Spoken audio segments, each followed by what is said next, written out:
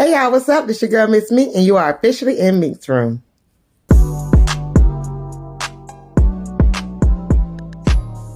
Today we're going to be talking about Raising Kanan, Season 2, Episode 8 and 9.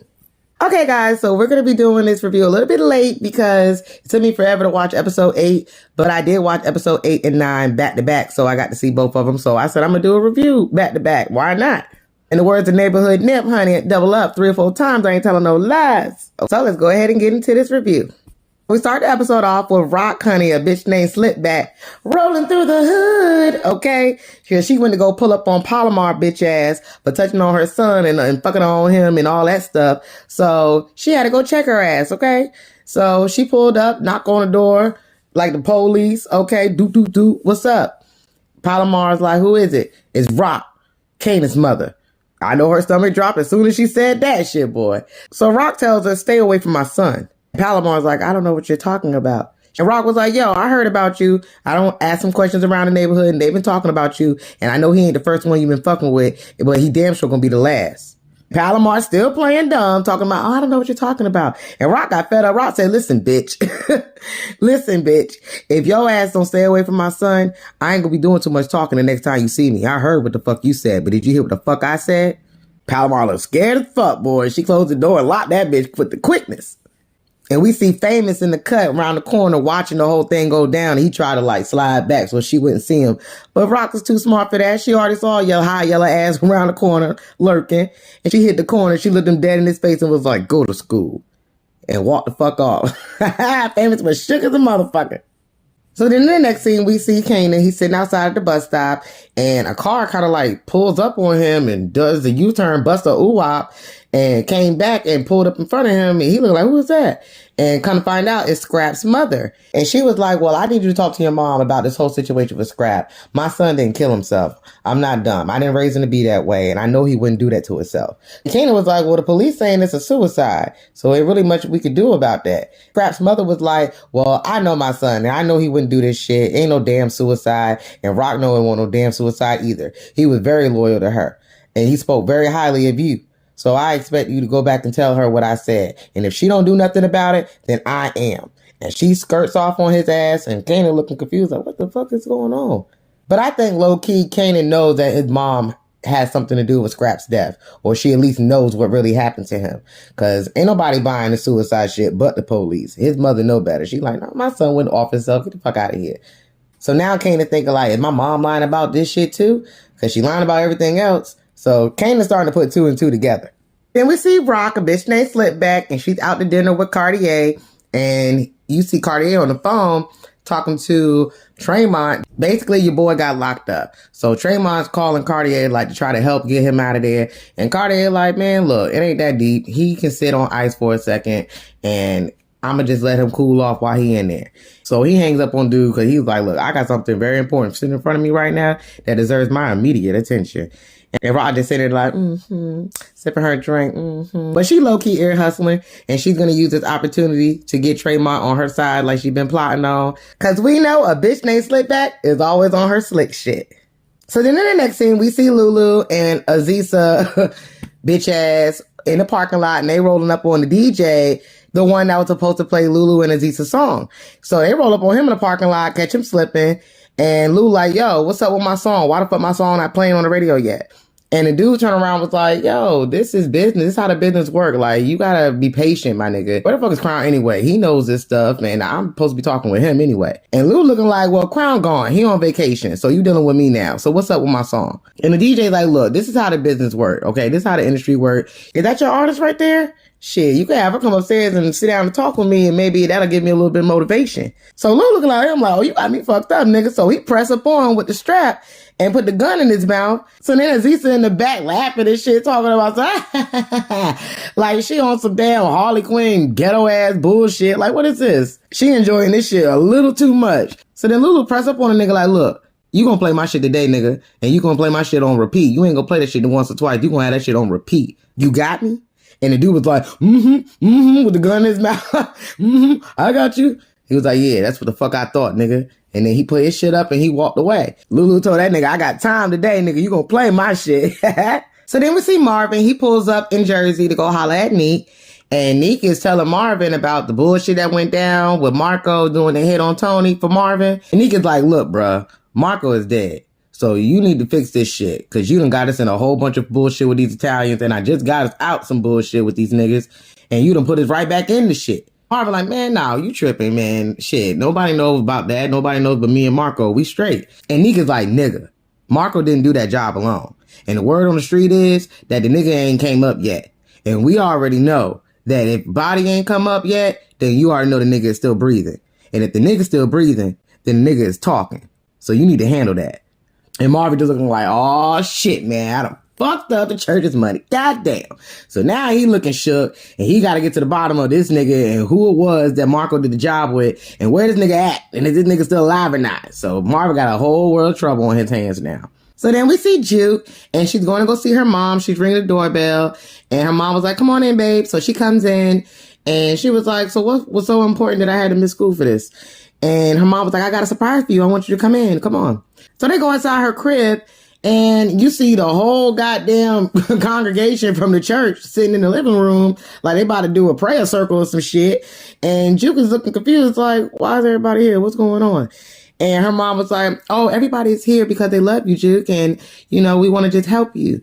And Juke was like, okay. So then two brother deacons, they come out of nowhere and they push Juke in the chair and basically strap her down and restrain her. Then they whip out this TV and it's a flick playing up there, a porno flick. And Juke is looking like, what the fuck? You know what I'm saying? And then they're showing a man and a woman having sex, basically, in holy matrimony, as the preacher says. And he comes out with his Bible, and he gets to talking and preaching the word to Juke. I beg you, Lord, cast out these vile thoughts from this young woman. Vanquish these demons, and cleanse yourself of all that is unholy. Release the perversions that inhabit your soul. Child, and Juke is looking at this nigga like, what in the entire fuck is going on here? And then the TV screen with the porno playing, it flashes over to two lesbians having sex, and the preacher whips out a paddle and hits Juke on the hand. She looking like, what the fuck? And her mom is like, hold on, wait, Pastor, now, hold on now. You didn't say anything about hitting her. And he looks at her and he was like, Sister Kenya, this pain is in place in comparison to an eternity in hell. Is that what you want for your daughter? Eternal damnation? And then Kenya looks over at Juke, and Juke is just making his face like, Mom, help me. Like, yo, help me. Nigga, help me. And why would you do this to me? And then she just looks over back at the pastor, and she sits back and moves her hand out the way. And he gets to paddle in on Juke's hand, and Juke just looks so numb. Like, I don't think the pain really bothered her from the paddle. I think it was more so the pain of her mother just sitting back, letting these people do it to her. It was just a look of disappointment and betrayal. Like, she felt betrayed in that moment. And I just felt so bad for Juke, yo. And then we hear the voiceover of Kanan talking about how people always ask him why Juke is the way she is and how she turned so cold. And Kanan was like, well, that's not my story to tell. And Juke was never the same anymore after that. And I just felt so bad. Like, damn, Juke, her storyline is so messed up, y'all. Like, I just wish that they would just let Juke be who she want to be and love who she want to love. Like, but then again, back in the 90s, I guess it was taboo to talk about it, let alone to actually live that lifestyle. So they wasn't having it. And I'm just glad that so much has changed since then to now. You know, as far as legal same-sex marriage and having gay pride now. And, you know, we have a whole month dedicated to them. The month of June is Gay Pride Month. So I'm just glad that so much has changed since then and now. I love that they incorporated this in the show because it gives us a look as to what it was like back then for same-sex marriages and relationships. So I appreciate that, but it was kind of hard to watch. So then we see Detective Howard. He's over at the station and he goes into the captain's office to let him know, like, look, Burke is on my ass. I don't know what's up with her. She pulling the IAB on my ass, trying to get all my information and doing research on me and shit, pulling my files and shit. Like, yo, y'all need to get her up off of me because she doing too much. And the captain was like, look, Burke got way more shit to be worried about right now because she got the higher ups looking at her ass right now. Plus, remember that case about the white girl that overdosed up in Manhattan or whatever? Her father is now on my ass because he thinks that Burke might have had something to do with her death because she'd been hanging around a lot of underage teenage girls and now he's on my case about it. So she got way more shit to be worried about, trust me. So now we know why Detective Howard was over at Nicole's house talking to Nicole's father when Juke went to go drop off that karaoke tape for him. And we see that Detective Howard is on Burke's ass too, honey. Little does she know. Howard was the one that planted that seed. So Burt better watch out for Howard, because he on your ass too, bitch. So then we see Kanan. He goes over to Fame's crib and he banging on the door, and Fame was asleep like, yo, nigga, what's up? What's up? And Kanan was like, nigga, why you ain't been in school? You ain't been in school in 2 weeks. What the fuck you been doing? And Fame was like, man, I'll catch up when I catch up. I ain't worried about that shit. But hey, yo, nigga, your mom's came up here rolling with the strap and shit, banging on Palomar's door. Yo, that shit was crazy, son. And Kanan was like, yo, what the fuck are you talking about? My mom's. And Fame was like, yo, Rock came up here pressing on Palomar about you, nigga. And she was serious too, because she whipped out the steel on her ass. And Kanan was like, yo, my fucking mother. So he goes over to Palomar crib and he banging on the door like, yo, let me in. And Palomar was like, what do you want, Kanan? And he was like, yo, what did my mother say to you? So she opens the door and she was like, look, I can't talk to you no more. And Kanan was like, man, don't trip off my mom, yo. She ain't gonna do nothing. And Palomar was like, look, Kanan, I know who you are and I know who your mother is. And I knew that about you before I even started talking to you, which was one of the reasons why I wanted to talk to you in the first place. But look, I'm not about to get killed, and not over no little nigga. I ain't having that shit. And Kanan was like, yo, chill, man. My mother's not gonna do nothing. And she was like, no, honey, you and we not gonna do nothing. And she slammed the door in Kanan's face, honey. And Kanan started banging on the door like, yo, Palomar. And I'm like, Kanan, take your ass home. Like, yo, stop worrying about this old bitch. I know you're not in love with this bitch. Like, come on, Kanan. You gotta get the fuck up out of this situation. Like, stop fucking with this lady. She had no business fucking with you in the first place. Like, just walk away. Take the L, nigga. So he goes back over to Fame crib, and Fame is going through his book bag and shit. And Kanan like, yo, nigga, you going through my shit? And he was like, yo, I thought it was mine, yo. My fault. I was trying to do some homework. Kanan like, nigga, now you want to do some homework? You ain't been to school in 2 weeks. Like, what the fuck? So then Fame was like, yo, why you got a daddy test in your book bag? I said, a daddy test? Not a daddy test. And Kanan was like, what? And he was like, why are you going through my shit? Yo, he was like, yo, I thought DEFCON was your dad. Like, why are you getting a daddy test to show you something that you already know? And who the fuck is MH? Why is his initials on this test? Like, what the fuck is going on? So Kanan looking like, oh shit, this nigga really put a test in my bag to prove that he's my father. Like, what the fuck? So he's more confused now than ever. And now he got to get to the bottom of this shit. So then we see Sal Borelli. He's having a gathering for all his family members to come and pay their respects and condolences for the loss of his son, Marco. And then we see Nick. He pulls up to go chop it up with him. And Sal lets him know, like, look, this can't go unanswered. I'm going to get to the bottom of this. And I need you to find out why my son was there, what he was doing, and who he was with. And run it back to me when you find out. So Nick, gives him his word, like, yeah, I got you, or whatever. So then we go back to the precinct and we see the captain calling Burke into his office, and she looks over at Howard like, what's this about? And Howard's like, I don't know, something about cutting overtime, I guess. So she goes into his office and the captain's like, look, I know you've been looking up Howard's shit. Like, whatever you're doing, I need you to stop, because motherfuckers from up top is looking at you and they already know what's up. And she was like, damn, how do you know this? Who told you this? And he was like, nigga, I got eyes and ears everywhere. They don't call me the fucking captain for nothing. So just know that I know what your ass is up to, and whatever you're doing, you need to put a stop to it, because everybody is watching you, including the higher ups. So watch your back. And she was looking like, damn, what the fuck? So she walks out and she goes to sit back down, and Howard's looking like, you good? And she was like, yeah, it wasn't about overtime though. But she ain't telling what it really was about. But he low-key knows, because he just came up out of there. And she looking like, yeah, I'm on to you, because I know you got something to do with this shit. She gives him the look like, we see each other. So then we see Rock, a.k.a. a bitch named Slickback, on her slick shit on the phone with the attorney office, trying to get a favor from him to go and pick up Traymon's boy out the precinct or whatever. So she was like, I need that done. I need that done today. So she gets off the phone because she see Kanan walking up, and she gets out the car and she was like, look, this is the house. And he was looking like, oh, okay, it's nice. She was like, come on, let's go inside. So she take Kanan inside the house and she's showing him around, and she's like, see, this is what all this hard work been for, Kanan. This is what we do this shit for. It's a payoff. And Kanan was like, yeah, this is nice, but this is your payoff. Like, this your crib. Like, I'm good. Southside is my home. Like, I'm not leaving Southside. And she looking like, what the fuck? Like, what are you talking about? And he was like, man, I'm good. I don't want this shit. This is your house. So Rock is just looking shocked like, well, what the hell is your problem? Like, what are you so mad about? And he was like, man, you should already know. It's you. Like, why would you go over there and fuck with Palomar and say that shit? Like, why would you do that? Why would you mess that up for me?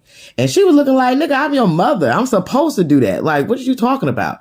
And he was like, but you ain't even come to me first about it. She was like, I don't have to, nigga. Like I said, I'm your mother. I'm supposed to check that shit. She ain't no business fucking with you.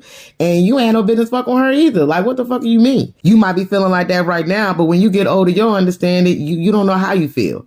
And Kanan was like, you don't know how I feel. Now you want to be a mother?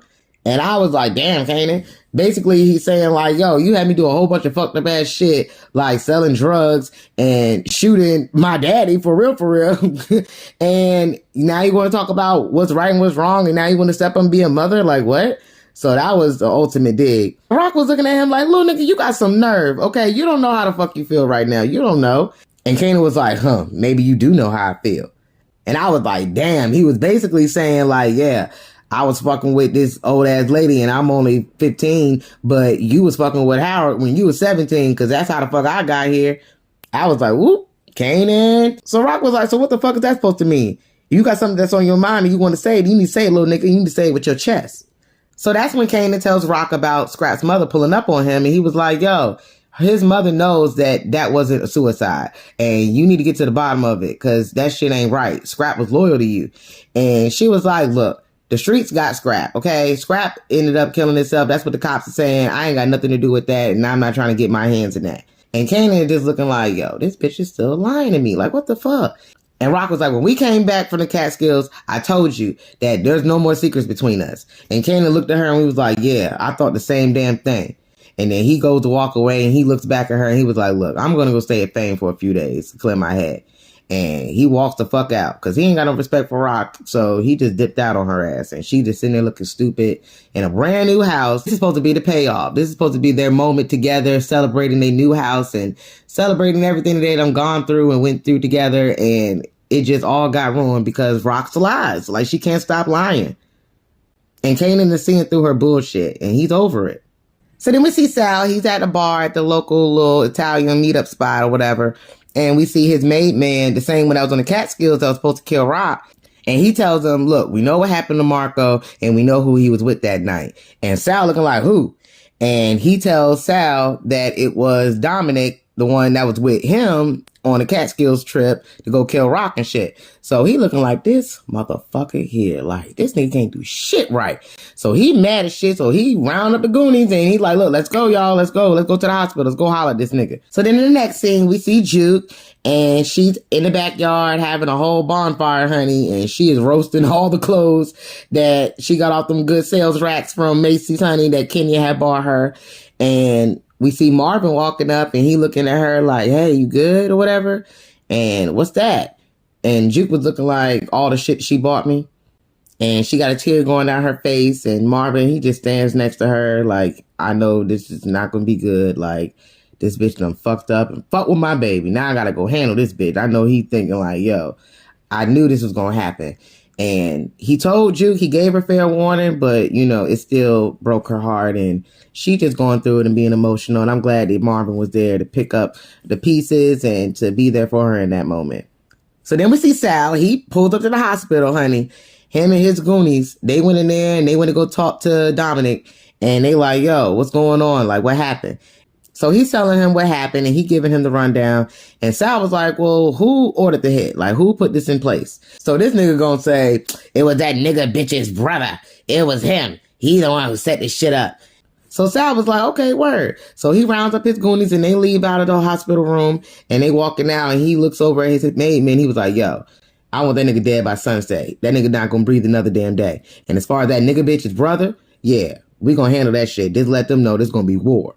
I'm like, oh shit, here we go, y'all. Here comes the boom. It's the bomb that I was talking about that's about to go off, y'all. So here we go. So then we see Kanan. He pulls up to Fame's crib to go stay the night, and Fame isn't there. So he ends up having to go to Detective Howard's house and ask if he can crash at his crib.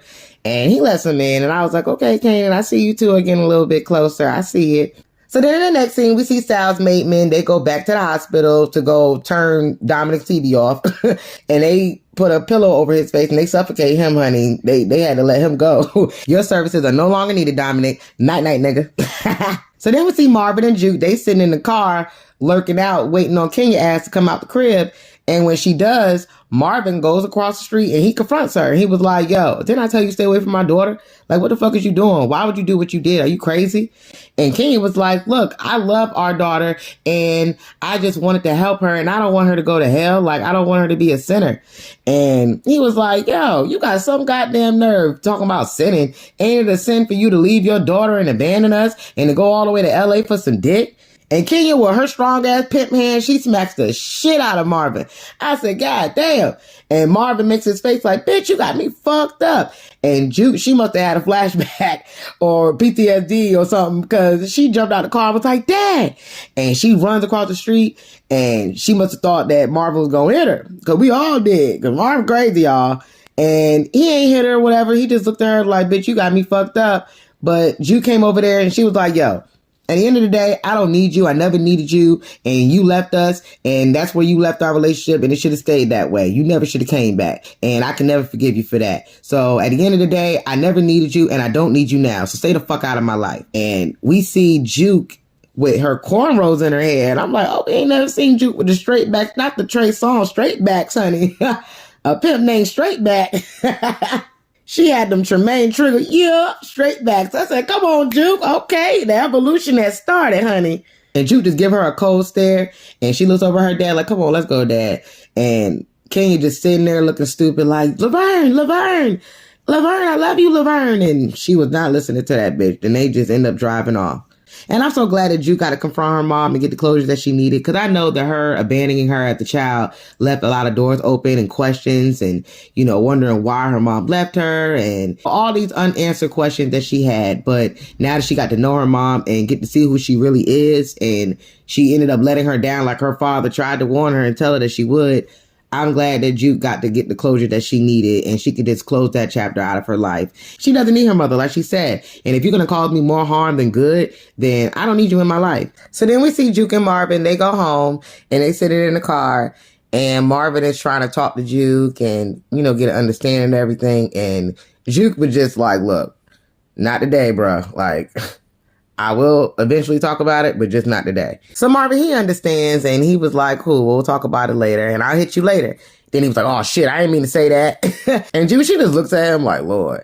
And he was like, look, I know word means things, and I'm sorry, and I'm really trying, and he gets stuttering and stuff, and he can't get his words out, and Juke just look like, yo, this nigga mad corny. But she loves her dad, and she looks over at him, she was like, we cool, man, we cool. And she gives him a little fist bump, and he was like, all right, we cool.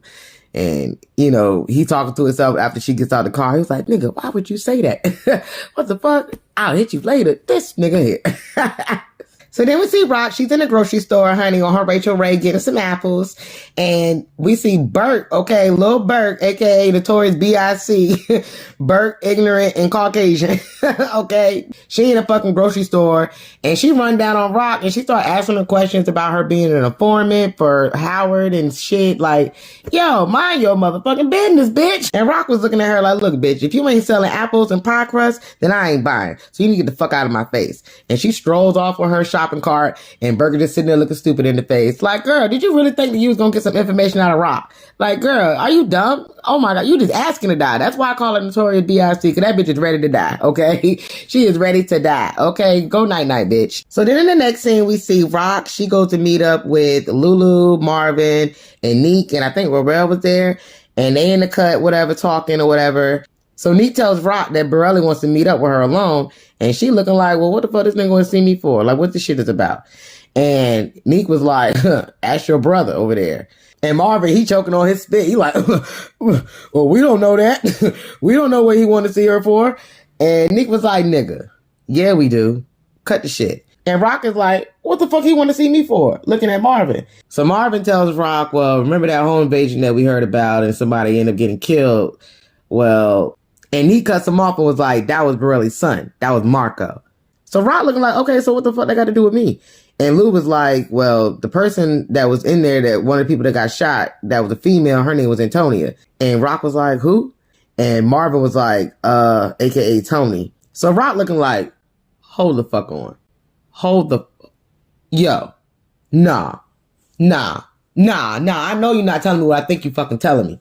And Marvin just looking stupid in the face like, oh shit, I done pissed off the pit bull, goddamn. Y'all done pissed off a bitch named Flickback. So Rock done basically put 2 and 2 together that Marvin basically put out a hit on Tony and sent Marco and fucked up the church's money because that nigga is no longer with us, honey. He is deceased. So now she knows that Borelli obviously knows that Marvin got something to do with it and he gonna come after her ass because of it. So she looking like, what the fuck, Marvin? You done started a war. These niggas is always fucking up.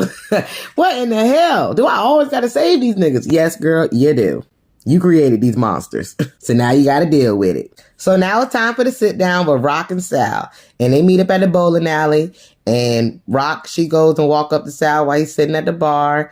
And they start off by chopping it up. He goes on to tell Rock, look, your brother gotta go. Like, my son's death can't go unanswered. Your brother got my son involved in some bullshit, and my son ended up dying because of it. So I got a heart. I'm not gonna go after your son. I would do an eye for an eye, but instead, I'll settle for your brother. And Rock was like, well, with all due respect, I'm sorry for your loss, but my brother's not going anywhere. My brother hired him for a job. He took the job and he ended up fucking it up. So that's not on me. That's not on my brother either. So he's not going anywhere. And Sal was like, well, look, I know my son is a fuck up. Okay. You ain't got to tell me. I already know. But at the end of the day, your brother went behind my back and offered my son a job. And even though he did take the job, he should have went to me first. Because if he would have came to me first, it would have got handled the right way. So with that being said, your brother got to go. And I can't take no for an answer. And Rock is looking like, well, like I said, my brother did not have nothing to do with your son fucking up. Like you said, he's a fuck up and he fucked up the job. So that's on him. That ain't on us. And he looking like, yo, bitch, I'm trying to give you a way out. Like, I'm trying to give you an out. I'm trying to be reasonable with your ass. And you still giving me pushback. Like, I don't understand. Like, why you got to make it so hard? Like, is it because you a woman in a man's world? And Rock was looking like, yeah, it's just like a man for you to think that way. It ain't got nothing to do with your dick or the niggas that you run with or anything like that. This is me. This is who I am. And I ain't bound down to nobody for nobody. And that's it. So, like I said, my brother's not going anywhere. And my condolences for your loss. And she gets up and she walks off. And Sal looking like, yo, this bitch, like, I think he low-key, like, fucks with Rock and how hard she goes. But I think she is really getting on his nerves, you know what I'm saying? He like, look, this bitch is a threat. I gotta get rid of this bitch. Okay, she got to go. Her and her brother. So he was like, all right, bet. So he looked over at the bartender and he was like, yo, you heard what she said. Make that call. And he looks back and he was like, yeah, my condolences for your loss as well. So then in the next scene, we see the police. They find Crown's body, y'all. Lord, this nigga won't die. So they going through this shit and they find a Bulletproof Records business card on him. So you already know where this is going to go. Lulu got the police on his ass now. The block is hot, honey. The feds about to do a sweep around that bitch. Lulu better watch out. Then in the last scene, you guys, we see Marvin. He goes and pulls up on Miss Renee from his anger management class. And she's talking with some people outside and he pulls up on her like, yo, I got some good news to tell you.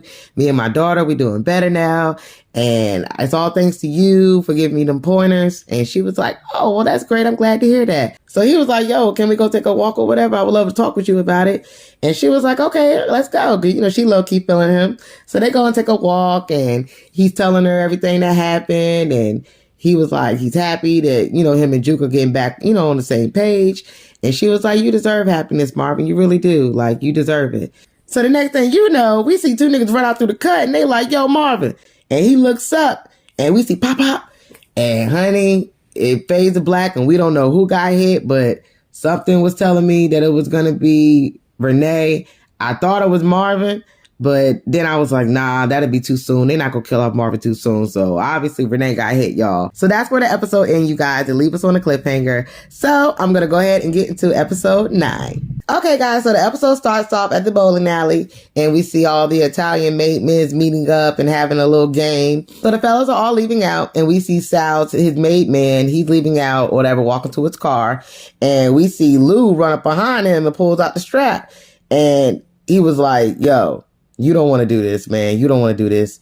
And Lou shoots that nigga just like that. He was like, yeah, I do. And he walks off. So I'm thinking like, damn, did Marvin die? Is that why Lou was going after the Italians? Like, what the hell's going on? So then in the next scene, we see a funeral going on, and the preacher is preaching a word on the podium, y'all. So then we see that it's actually Renee's funeral that they're at, and we see Marvin in the front row crying with his shades on, because, you know, gangsters don't cry, so we gotta cry like a G. And I think that was Gerald standing next to him. I'm like, who let Gerald in the damn funeral? Who let Mr. Clean in the damn services? Who let this nigga at the funeral? So the preacher is giving a good word, and he's preaching about how Renee was a wonderful person and she didn't deserve this, and how everybody was blessed to have known her for the time she was on this earth. And Marvin is in pieces, y'all. He done lost his boo. He is all to pieces, y'all. Oh my God. He didn't even get the coochie yet. Damn. But yeah, y'all, Renee is gone, and Marvin, he obviously gonna get his revenge on the motherfucking Italians, because they done took his boo from him and he ain't even get no cookie yet. Oh shit. It's about to be war now. So then in the next scene, we see the crackhead Sam, honey. And he is always in the wrong place at the wrong time. And he's pissing in the park, and he gets busted by the police. They roll up on him, and they find crack in his pocket.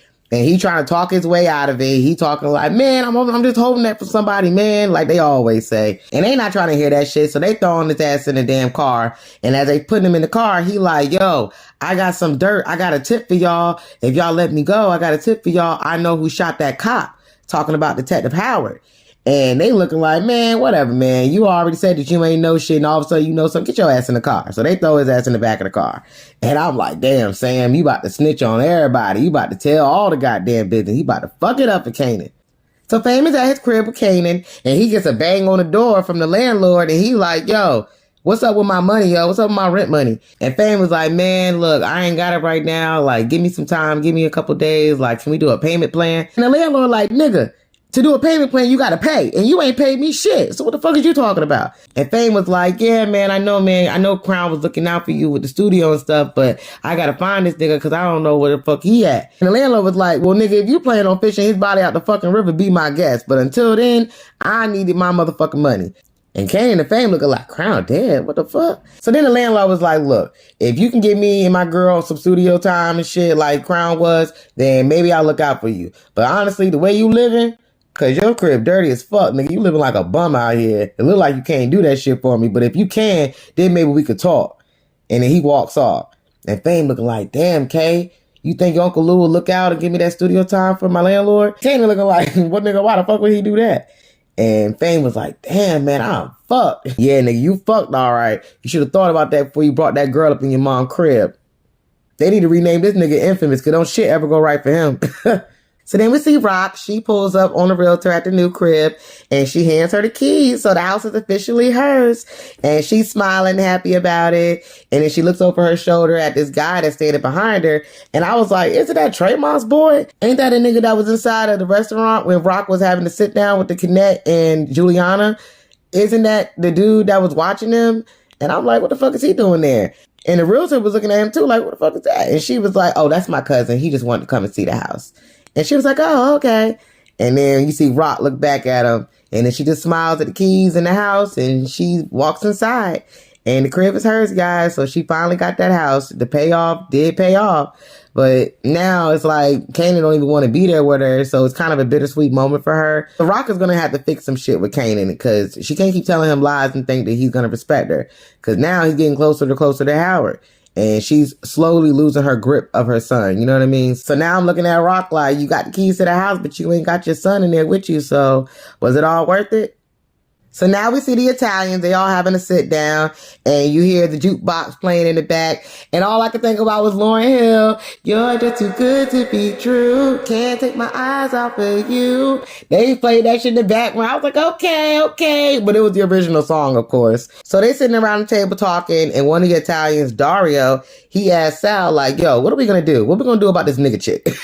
She popped Jimmy. We can't let that go unanswered. And Sal was looking at him like, nigga, I know that. I'm not going to let this go unanswered. Like, I was literally at his child's christening, and we grew up together. We used to goddamn do stickers back in the day together. So me and him go way back. I'm not going to let this go unanswered, Dario. And Dario was like, well, what are we going to do then? Because obviously she moving how she want to move. She don't care. She been stepping on our toes this whole entire time.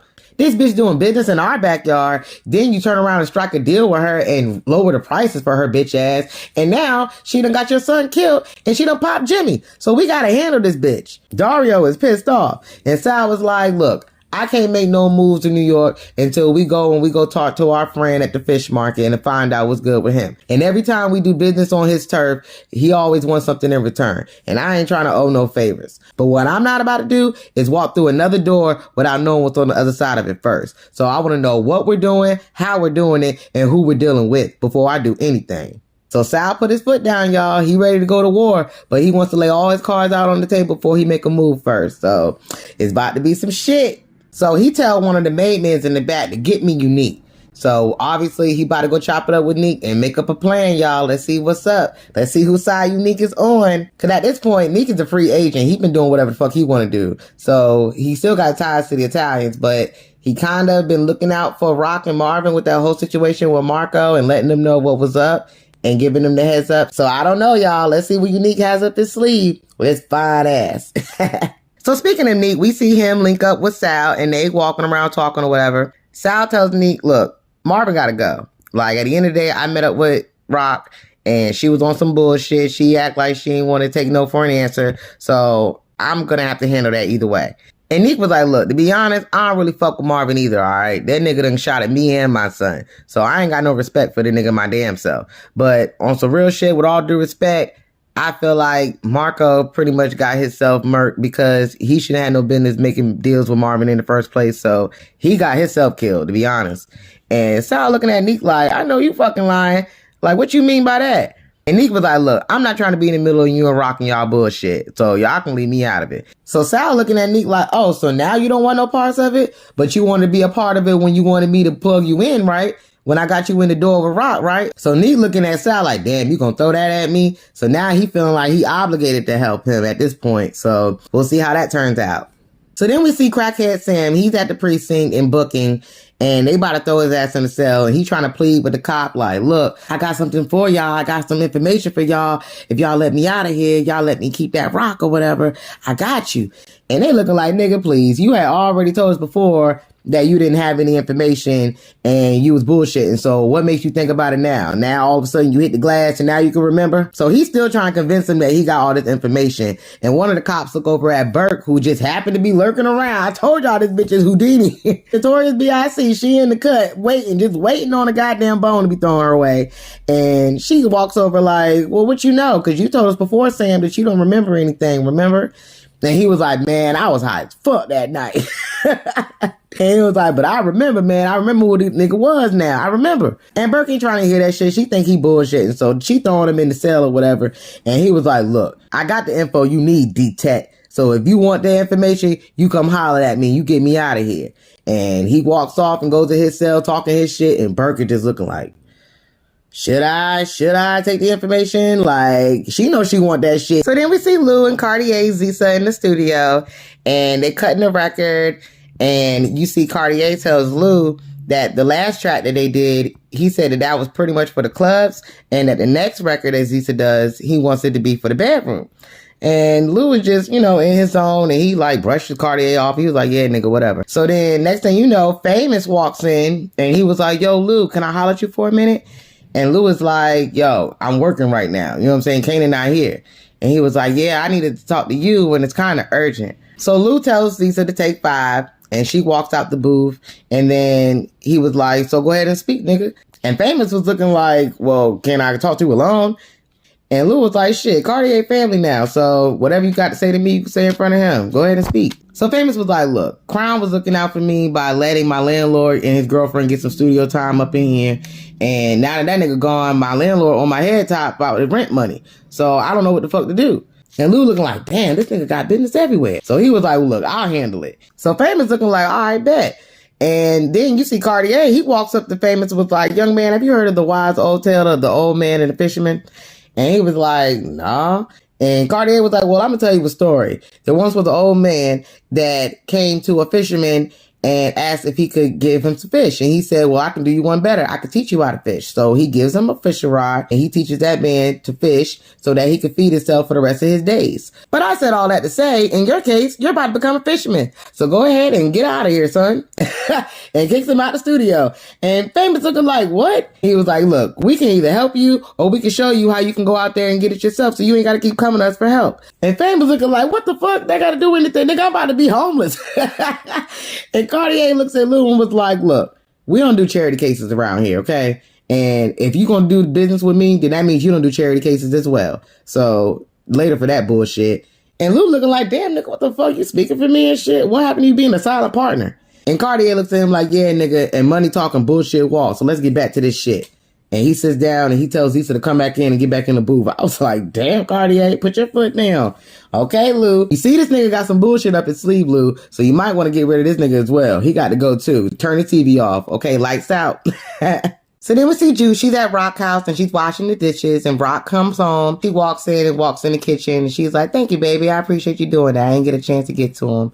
And Juke was like, yeah, no problem. So then Rock hits Juke with the, yeah, I heard about what happened with your mom. Your father told me. And Juke was like, yeah, I thought she was going to be different this time around. And come to find out, my dad was right. She ain't shit. And Rock was like, I understand. You went to go look for your mom because, you know, you wanted love and we all want love. So I completely understand. And Juke was like, yeah, but it turns out that she ain't shit. So I guess it was all for nothing. And Rock was like, yeah, baby, you know, some people can't change though. So you can't put that on everybody. So then she asked Juke, well, have you talked to Kanan? And Juke was like, yeah, I talked to him here and there or whatever, but, you know, not that much. But I know he at Fame's crib. And Rock was like, oh, okay. Did he talk to you about me?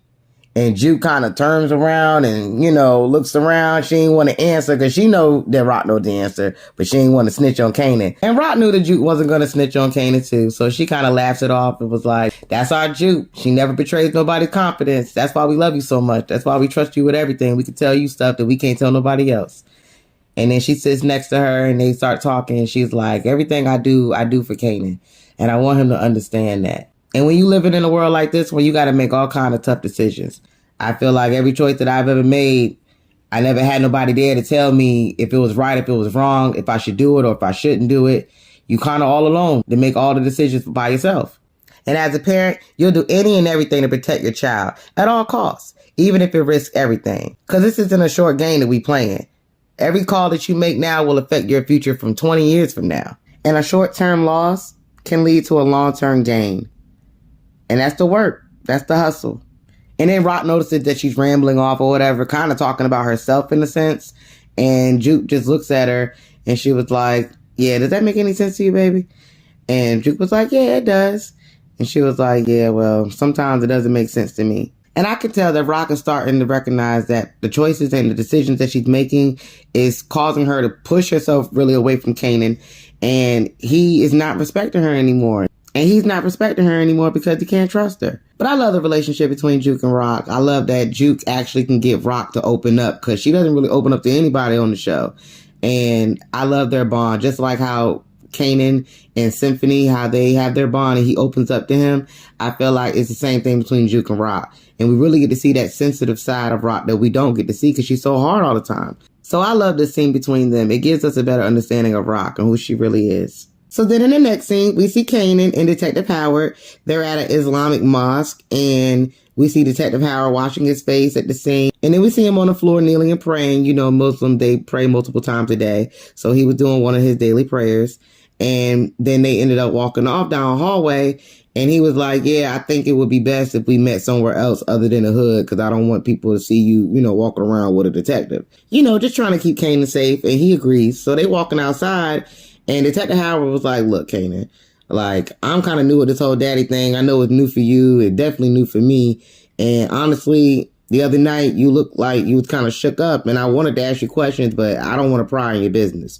So my thing is, the best thing for you to do, if you got something you want to tell me or you got something you want to ask, and just ask me. So then that's when Kanan shocked everybody and was like, look, man, I already know you my father, yo. I didn't need no damn DNA test for you to prove that shit to me. I already knew that shit. So Howard's sitting there like, damn. And Kanan was like, now the only thing is, me knowing this information, now I got to make sense of everything. Because all this shit that my mom been telling me for years, now it's not making sense to me. And, Kanan, he's confused because Rock been telling him one thing, but Kanan is slowly but surely, he's finding out the truth. He's just conflicted. He doesn't know who to believe now. So then Kanan says, well, look, as much as this changes things for me and you, this changes things for me and her as well. I just want to know, has she always known that you was my father? And Howard, he kind of hesitates for a second. He didn't want to answer. He wanted to say yeah, but he can tell that information would have hurt Kanan. So he tells Kanan, look, man, I don't know, but that's not fair for me to say, and that's not fair to her either. And he was like, it's not fair to her? You still trying to protect her? Like, what's not fair to her?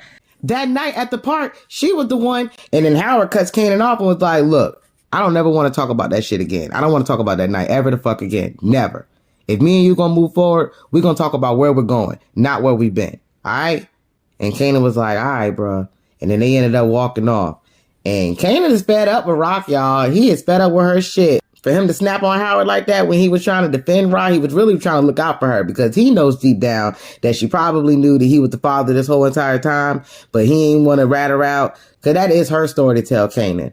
But Kanan is not with the shits, y'all. He is over Rock ass and he ain't trying to hear that bullshit. So we see that Rock and Kanan's relationship is falling apart, y'all. He's falling apart. So next up, we see the crackhead Sam. He in the cell. He locked up, won't let me out. Oh. And he up in there talking about, man, I got some info, man. I got the info. Let me out of this motherfucker. So Burke rolls up on him like, yo, like, nigga, you doing too much. Shut the hell up. Like, what is up with you? Like, what's this info you keep talking about? Like, what are you talking about?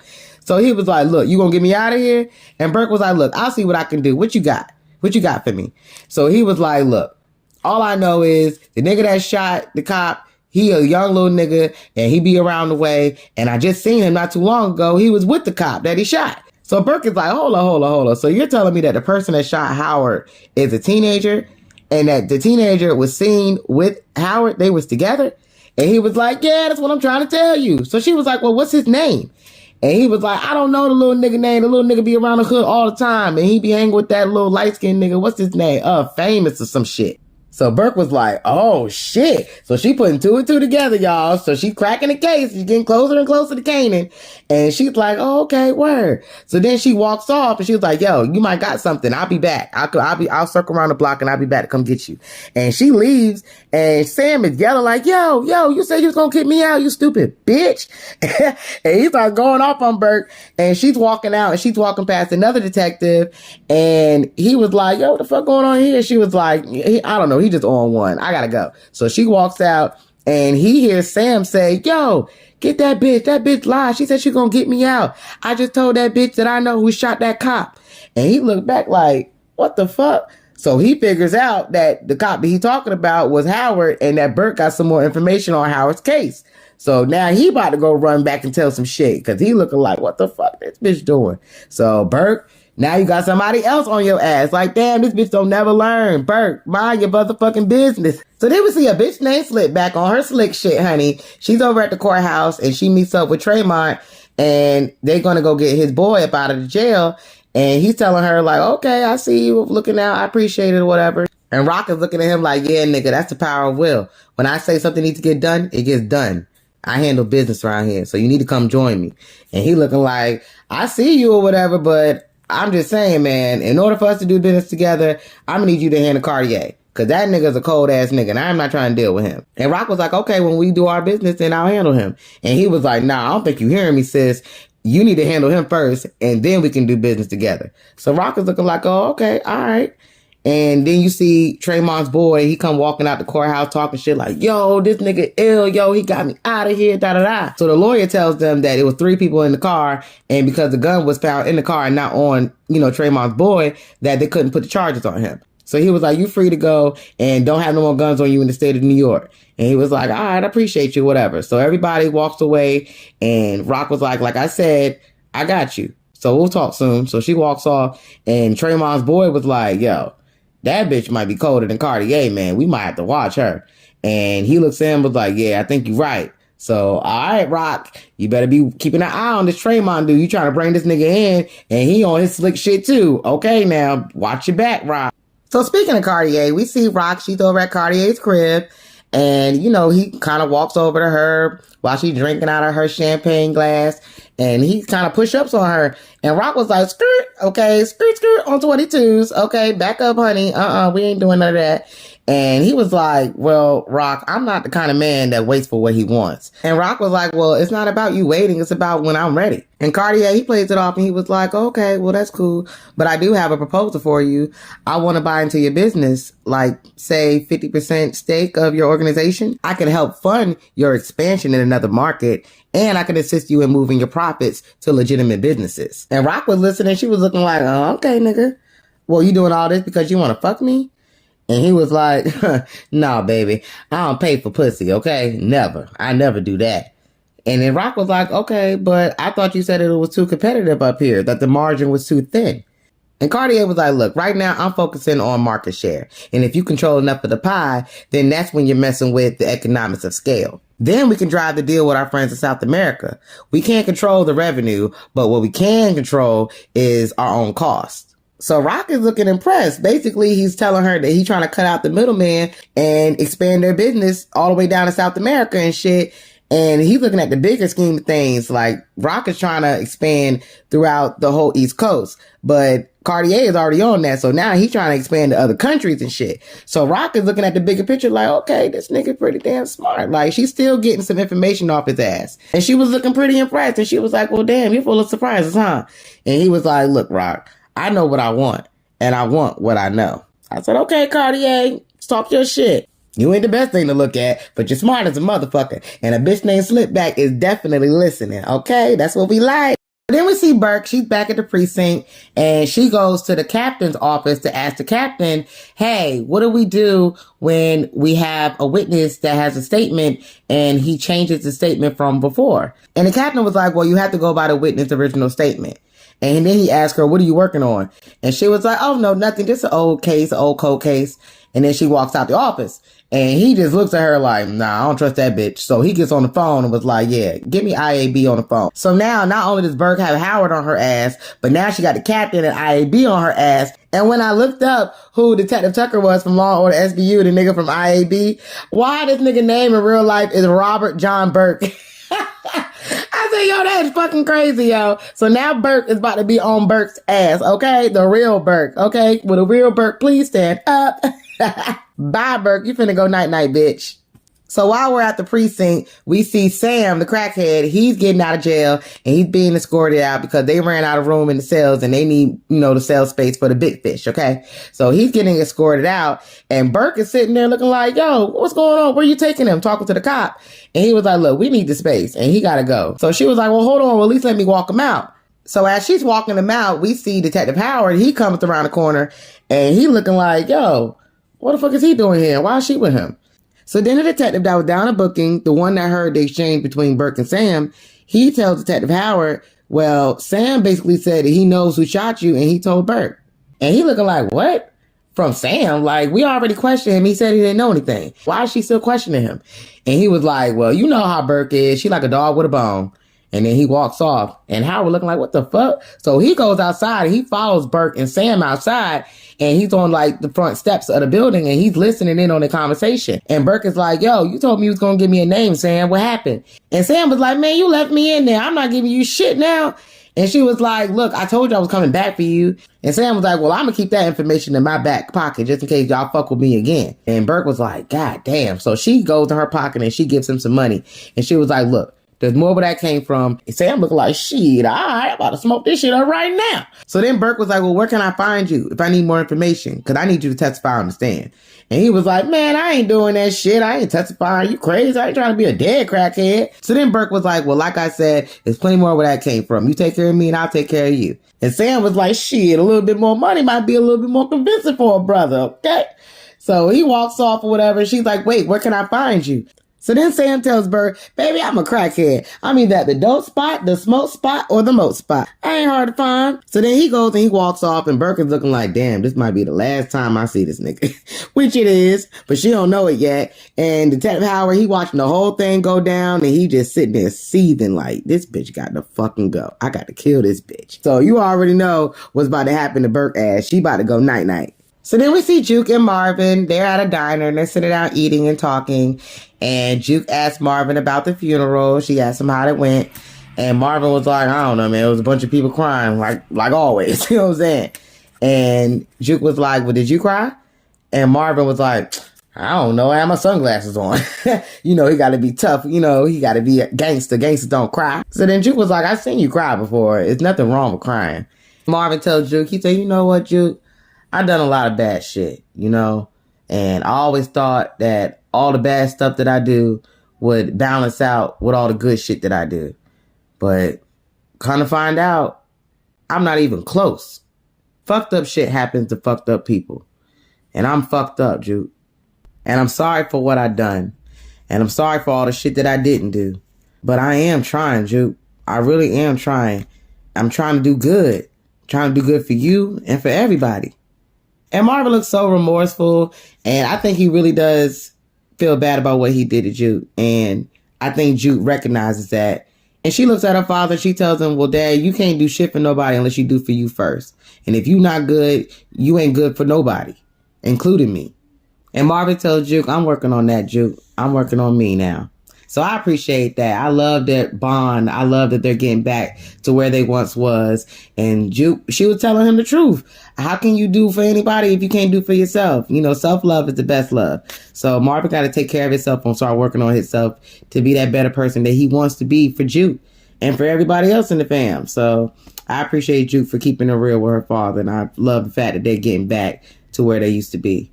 Speaking of Marvin, we see him talking to Lou, and he tells Lou, yo, man, I appreciate what you did for me. I appreciate that. And Lou like, shit, ain't nobody gonna shoot at my brother and get away with it. Nah, that shit can't go unanswered. I'm gonna handle that. So you good, bro. I'm gonna always make sure you straight. We fam. And I love that. I'm love that the brothers are still tight, even though Rock is on Marvin ass and she on Lou ass, that the brothers are sticking together. So I'm happy to see that. Lou got his brothers back and Marv got his brothers back. I love that. I am my brother's keeper. So then Rock, she comes in the room. She looks to Lou. She like, look, Lou, are you all in today? Because are you here? Is your head in the game today? Because I need you. And we got a lot of shit going on. And I need your ass in this bitch 100%. So what's up? And Lou was like, yo, I'm here, Rock. I'm with the shits. Like, what's up? What you need? Rock was like, good. Because if we going to go head to head with the Italian motherfuckers, I need all hands on deck. All right? So any word on Crown? Did you find out what's up with that nigga? What happened to him? And Lou was like, man, that nigga owed everybody. Ain't no telling who killed him. Lying and shit, because he can't let Rock know that he the one that turned the TV off. So then Rock tells him, well, look, I got niggas coming from Rochester. I got niggas coming from Albany. And they gonna come handle these Italian motherfuckers for us. They gonna come and wipe the shit out. And then they gonna go about their business. And Lou looking like, well, I don't know about that, Rock. Like, how you know that this gonna work? Like, these Italian motherfuckers, they got a lot more shit than us. They got a lot of gunpowder. They got way more men. Like, how you know that this shit is gonna work? So then Rock was like, man, fuck all that scary shit. We gonna handle them niggas. Alright? Cause I ain't trying to keep dealing with these niggas. They gonna come down here and they gonna take care of it. And we all gonna be straight. Cause at the end of the day, everybody gotta answer to somebody. So I ain't worried about them niggas. So then Lou, he's still giving Rock pushback, and he was like, yo, if they come down here and they come do this shit for us and they find out we at war with the Italians and shit, that could fuck up our whole operation and shit. Ain't nobody gonna want to fuck with us after that. But y'all know Rock. Rock don't give a fuck. So she gonna do what she want to do. She like, look, we doing this shit. And Marvin, about that crackhead Sam, you need to go take care of him. I know you going through shit or whatever, but I need that nigga gone. I need you to go and handle him. So now Marvin looking like, oh man, here goes some more shit I gotta do, cause we gotta get rid of the crackhead, and he doing way too much talking, and we already know that a bitch named Slipback is not having that, okay? So then we see Kanan and Famous. They at a pizza shop, and they sitting down talking, and Famous is whining and complaining about how his life's so fucked up, and how he's always broke, and he's about to be homeless, and all kinds of shit. And then we see the same dude from the hood that had robbed Kanan and took Famous chain from before, the one he had to pistol whip and get his shit back. And he walks into the pizza shop or whatever and gets some pizza. And Famous is looking like, damn, how this nigga always got some money? Like, yo, I don't understand. This nigga always got money. And Kanan was like, cause that nigga be hustling, nigga. Like, what the fuck you thought? He had turned around and looked at them.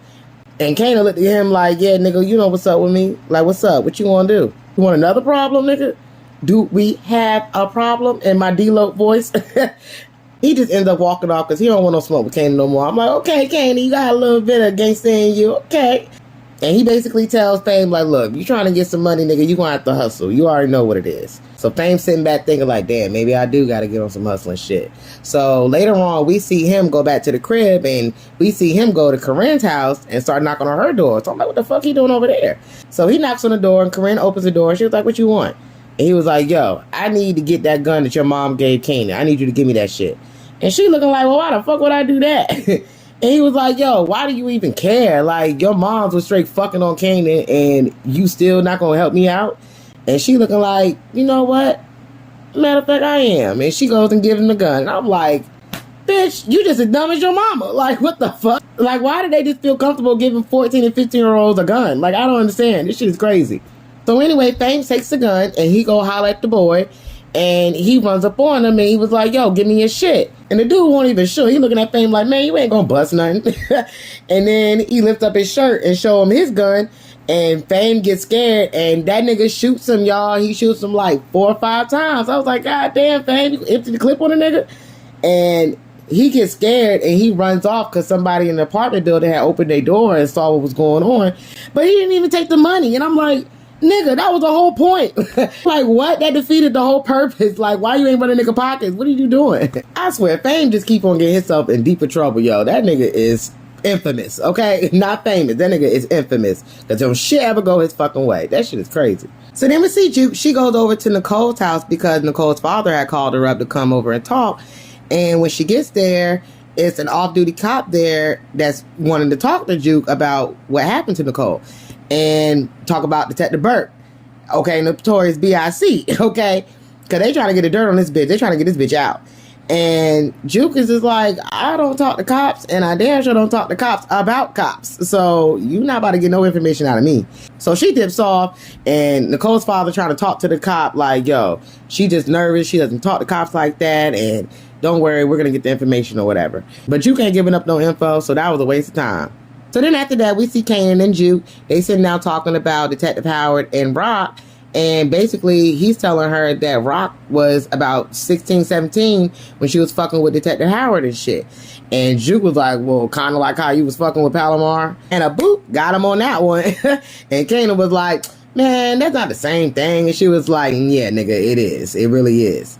And she was like, so when the fuck are you coming home? Like, stop playing. Like, when you coming home? And Kanan was like, come home for what? And say what to my mother? She had me try to kill my father, Juke. Like, what the fuck? How am I supposed to talk to her after that? And Juke is trying to convince him, like, yo, Rock is trying, man. She's really trying to be there for you. She's trying to do everything she can. Even my dad is trying. Like, I've seen him making changes and stuff.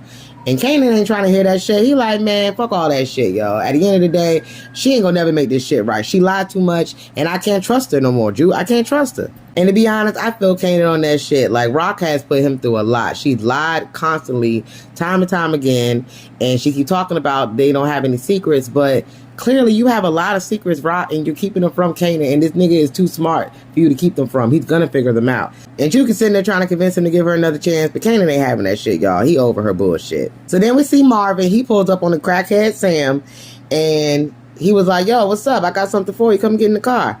So Sam was like, shit, nigga, you ain't say nothing but a word.